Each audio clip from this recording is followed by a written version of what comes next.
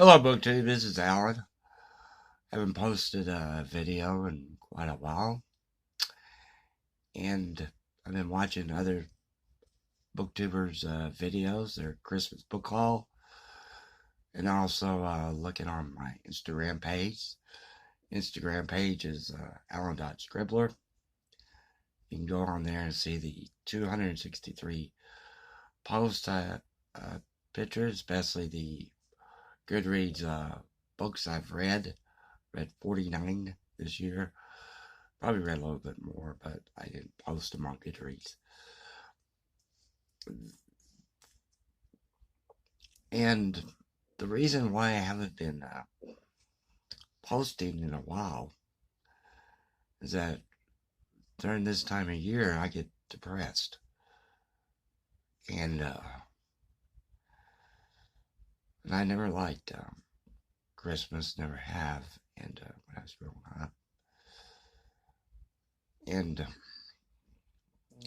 yeah, during this time of year it's just depressing. And I worked Christmas Day with watching an empty building, an empty parking lot.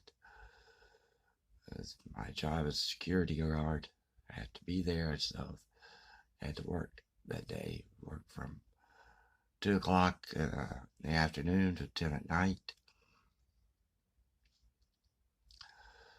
So, yeah, basically, I just watched videos during that time.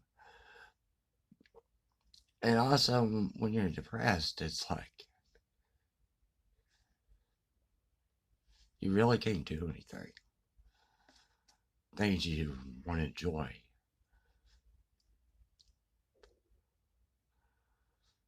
Like reading books. Yeah, they're just, you can't do it because you're so depressed. But I did read some of this. This is King and the Golden Mask. And this is by, I said in the video that it was by Deep Ellum Press, but it's actually published by Wakefield Press in Cambridge, Massachusetts. And this is Marshall Schwab, translated by Kit Schuller. And you can tell I got like page 147. It's like 23 stories in here, very short. Some are just like 2 pages, some 4 pages, and it was originally published in 1892. First story, The King and the Golden Mask, was very good. It had a moral emphasis to it. The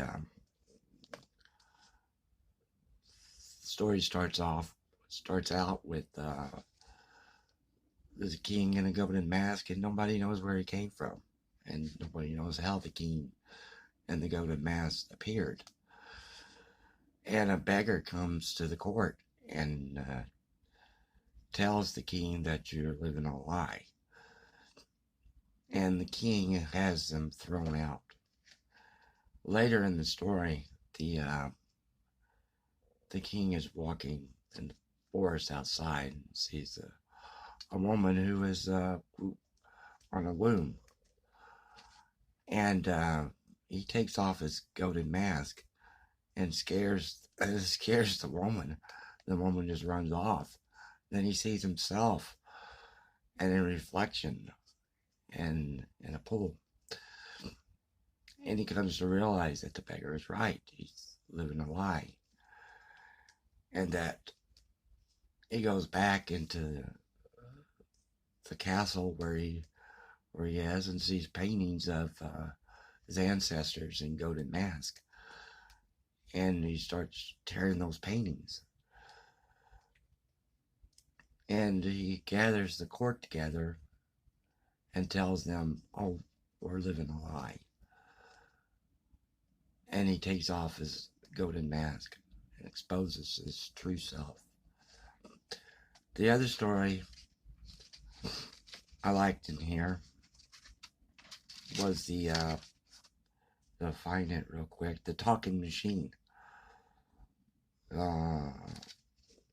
enter into it real quick.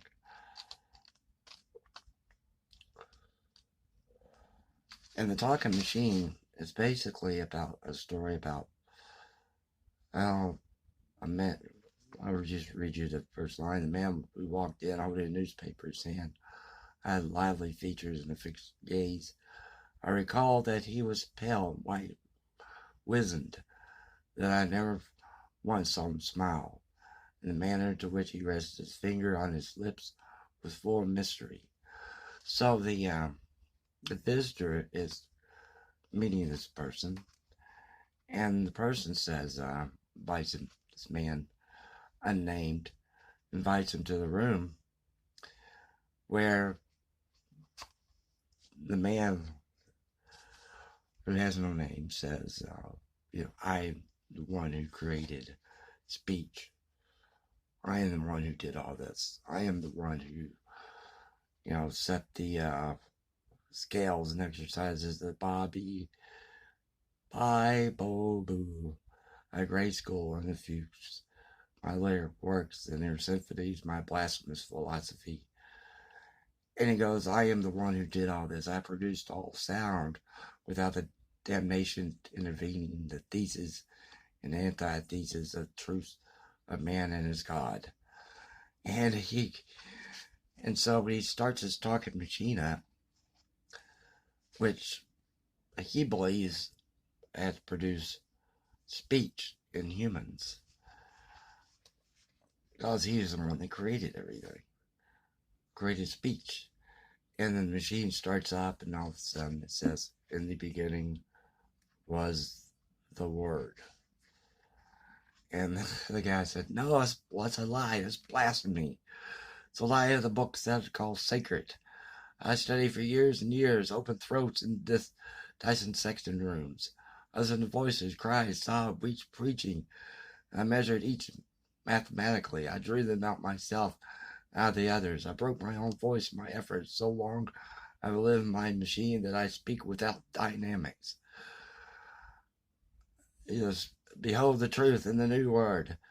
He cried as the lungs and the machine says, I created the word. And the machine goes, word, word, word. And eventually he loses his speech, wagging his finger in fury at the machine. Those are 2 of the 23 in here that I enjoy. The rest of them, not so good. The narrative prose is good, excellent, and but the story itself wasn't that good, and I have just a couple left in here. So that's the Key and the Coded Mask. I went to the anniversary, 6th anniversary of Deep Vellum Press, which is located here in Dallas, and they had a celebration about a week ago this past Thursday, and met the owner there. Deep Vellum Press is a non-profit organization. They publish works and translations from all over the world. I met a gentleman there at the anniversary party who was translating a 900-page novel from Romanian into English. And so I mentioned this one before. This young moon, 7 samurai swept away in the river. This is translated from the Korean by Yong Min Yong. This is hilarious. It's very good. And so I picked up his other book, his earlier work, and this is Vaseline Buddha by Young Moon, translated from the Korean by Yuan Zhang. And this is the Deep Vellum Press. And I read you on the back, which says a tragic comic Odyssey, told through free association from South Korea's most enigmatic contemporary authors, grabs the depths of human psyche to achieve a high level of consciousness equal to Zen meditation. The story opens with a sleepless narrator thwarts a would-be thief outside his moonlight window, then dwells into a subconscious imagination to explore a variety of geographical and mental locations, real, unreal, surreal, to explore the very nature of reality, the contours of human relationships, and how travel mainly exposes the meaninglessness of everyday life and never-ending search for a creative spark. So this is a very short, it's like 221 pages. I want to get back.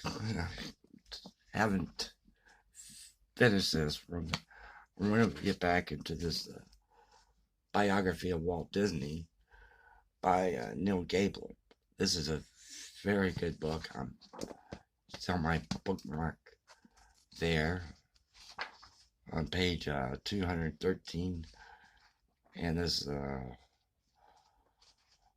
floppy paperback is almost 650 pages. This has been very good so far. Very good reading. Walt Disney's father was abusive, demanding. Walt Disney's father went after Walt Disney's brother Roy with a hammer one time, and Walt Disney had to stop him. Walt Disney was had to, as a boy, had to deliver papers morning and evening, and during the cold winter, during ice, where he slipped. And Walt Disney said the only time he enjoyed himself was when he left his house and snuck over to a friend's house and enjoyed laughter and playing. During the during World War One, he got his mother to Walt Disney got his mother to lie on papers so that Walt Disney could go over to France and be an ambulance driver. And what is interesting about that is the fact that during that time in France during World War One, during the Red Cross, there were actually 3 writers there at the same time. Walt Disney, who wasn't a writer, but he was, everybody knows about him. There was E. Clemens, who wrote the book called Enormous Room about his internment into a French prison, and Ernest Hemingway. And it goes on when Walt Disney comes back from that war. He starts a company in Kansas City, and cartoons, doing cartoons. And he asked his parents, said, "Oh, send me my money that's in my savings account." And the parents said, "What do you want it for?" And it's like, it's like my money. Why are you asking questions? And so he goes into debt, and he flees to California, and then there he starts the cartoons. He starts one cartoon, then he comes up with the idea of Mickey Mouse, and one of his show a picture of it here. One of the people that worked for him actually stole his ideas and started a company by himself. Went off and started a company by himself, and he never liked the guy. And they had disagreements all throughout life. And he was always struggling to, because he had all these ideas, and people that worked for him stayed with him for a long time. The artists just stayed with him for a long time. So, and And it has a lot of pictures of Walt Disney Studio and Walt Disney crew. And he tried to start, and he came up with the idea of Mickey Mouse and tried to, and him and his fellow writers came up with the idea, and they tried to get it going, and they tried to get some money involved to try to get financial backing. Walt Disney was going back and forth from New York to California, trying to get financial backing for the project. Louis B. Mayer, who was a movie mogul at that time, thought it was ridiculous and wouldn't back it because he said, well, women be scared of a bigger rat. So that's where I am now. I'd love to get back into it, but I probably will next year. I did order this book, received it. It's The Shadow King by Maza Mengensi. And this was shown on Eric Anderson's BookTube channel. And it's tell his story. It's a gripping novel set during Mussolini's 1935 invasion of Ethiopia. The Shadow King takes us back to the first real conflict of World War II, casting light on women soldiers who were left out of the historical record. So this is called The Shadow King. Is produced by W.W. Norton and Company. I ordered 2 books and received them from Robert Alter. I showed on this channel his Art of Biblical Narrative. And I ordered 2 books of his, 2 commentaries. This is the one on Genesis, Translation and Commentary by Robert Alter. I dipped into this a little bit. And it's very good. And I got this one on his Book of the Psalms by Robert Alter. And this one has and you can tell the difference between these two, because this one has the French flaps, and it has the deckled edges here, and this one doesn't. And I wish this one had French flaps, because when you fold it, you can get the cover to stay down, because you're always folding it, and the cover won't stay down. This one, because of the French flaps, it would stay down. Well, I did receive a bike for a Christmas present. And I received a coaster for my brother. My uncle passed away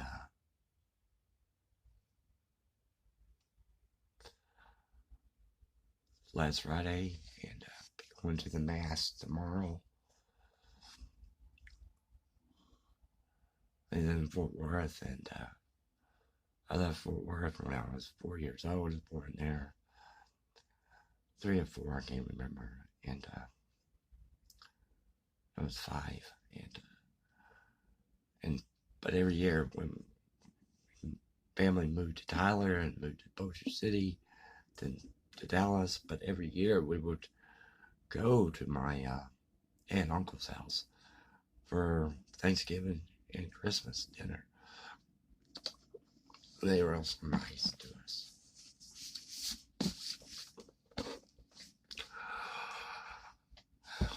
Thank you.